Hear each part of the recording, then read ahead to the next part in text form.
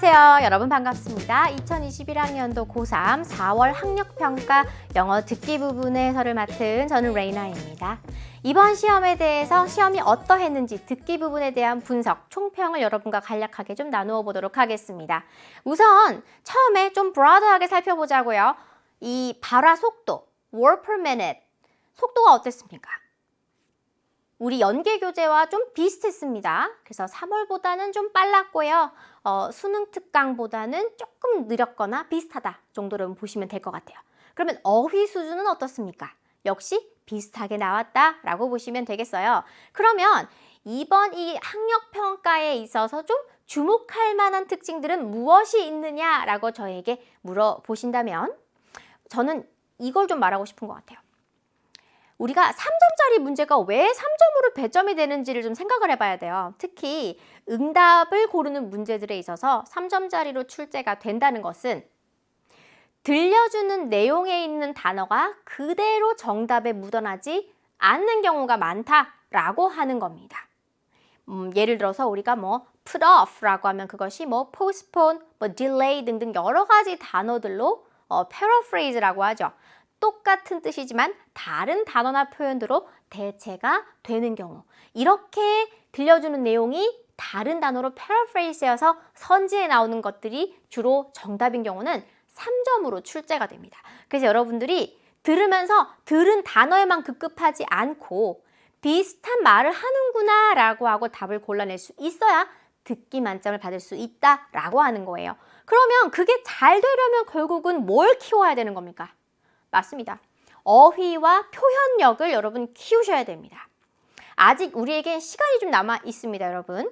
그리고 듣기 실력을 키우는데 이 듣기용 어휘나 표현력을 키워야 되는데 계속해서 눈으로만 보고 암기를 한다면 듣기로 들었을 때는 그 실력이 100% 나오기란 거의 불가능해요. 제가 드리고자 하는 말씀은 이번 시험에서 드리고자 하는 말은 이번 시험에서 실수했어. 혹은 내 실력대로 좀 틀렸어. 원하는 점수가 안 나왔습니다. 그런 경우에는 표현 및 어휘력을 키우자. 근데 그걸 독해용으로 뽑아내는 것이 아니라 듣기는 그렇죠. 들어서 해결을 해야 됩니다. 즉 듣기 문제를 여러분 on a regular basis 이 표현 우리 이번 시험에 나왔죠. 계속해서 꾸준하게 문제를 푸셔야 됩니다. 영어 듣기는요. 이 여러분의 논리와 이성도 중요하지만 결국엔 소리를 듣고 몸으로 푸는 게 더 중요해요. 체화가 돼야 됩니다. 그렇기 때문에 몸을 안 쓰면, 즉 쉽게 말하면 듣기 문제를 주기적으로 풀어주지 않으면 잘 들렸던 게 잘 안 들리게 돼요. 여러분 한국말로만 생활하다가 영어를 들으면 잘 들립니까? 잘 안 들려요. 그렇기 때문에 실력이 부족하다. 듣기를 그러면 한 달 동안 아주 집중적으로 해놓고 수능 때까지 잊고 살자 이런 게 아니라 우리가 주기적으로 치는 이 학평이나 모평 같은 데 나오는 듣기 문제들을 여러분 내 것으로 만들어야 돼요. 해설 강의 꼭 챙기세요. 그리고 나오는 문제들, 연계교라든지 여러 가지 그런 기출에 나오는 모든 표현들은 여러분이 기본적으로 다 섭렵을 하셔야 됩니다. 듣기이지만 표현 및 어휘력 중요합니다. 단어 실력 중요합니다. 근데 그걸 뭘로 표현해라? 그죠?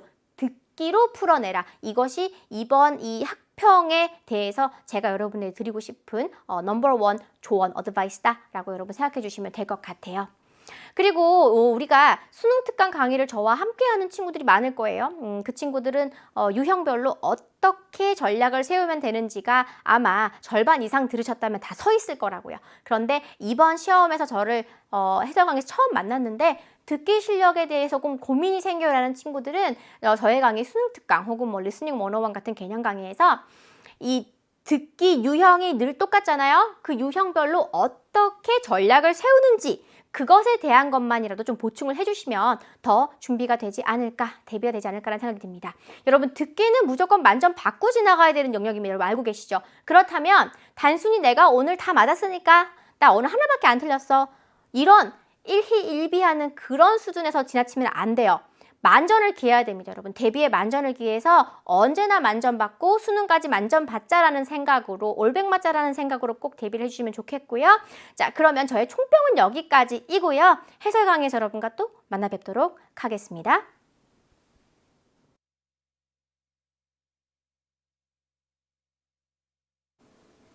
네, 좋습니다. 934로 학력평가 해설 강의 총평 시작하도록 하겠습니다. 저는 영포자 탈출 전문가 세익쌤이고요. 자, 독해 시험 어떻게 보셨습니까? 일단은 여러분들이 딱 생각하셔야 되는 거는 전체적으로 이 문항의 배열이라고 하죠. 이게 딱 고정이 됐습니다. 특별하게 풀면서 이건 뭔가 바뀌었는데 라고 느낀 지점 없었을 겁니다. 한 3년 전부터 지금 이 문항의 배열이 고정돼 가지고 이번 4월 시험 역시도 이 문항의 배열이나 어떤 유형 면에서 변화가 없이 그 틀 그대로 이루어진 시험이었습니다. 그래서 전체적으로 이제 그런 시스템 면에서는 좀 편안하게 풀어 나갔을 것이고요. 이 소재라는 면은요, 사실 소재는 여러 가지가 섞여 있는데 이번 시험 같은 경우에는 뭐 과학 쪽이랄까요? 예, 그런 쪽 지문이 좀 들어가 있었습니다. 그래서 풀면서 약간 좀 까다롭다라고 느낄 수도 있었는데요.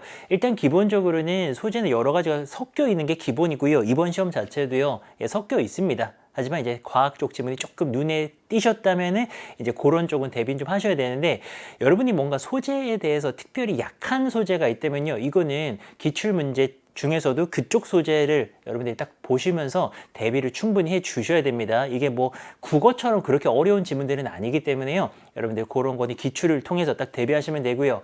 자, 좀 어려웠던 문제들을 한번 살펴보신다면은 아마 여러분들 29번 어법 문제가 꽤나 어려웠을 건데요. 많이들 틀리셨죠? 그래서 아마 해설 강의 오셨을 텐데, 근데 이 어법이 정말 뭐 생전 처음 보는 그런 문제가 출제가 된 것이냐? 절대 그렇지 않습니다.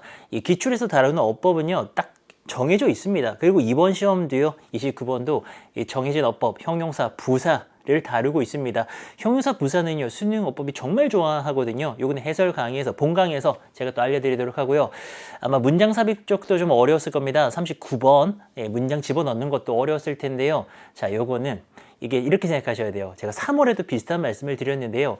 시험이 딱 정상적으로 출제가 되면은요, 이 지난해와 똑같이 이렇게 출제가 된다면은 가장 어려운 거는 빈칸, 순서, 삽입, 어법, 이렇게 4가지 유형이 가장 어려운 게 정상적인 패턴입니다. 이번 시험도 어법, 삽입 어려웠고 아마 빈칸도 조금 어려웠을 겁니다.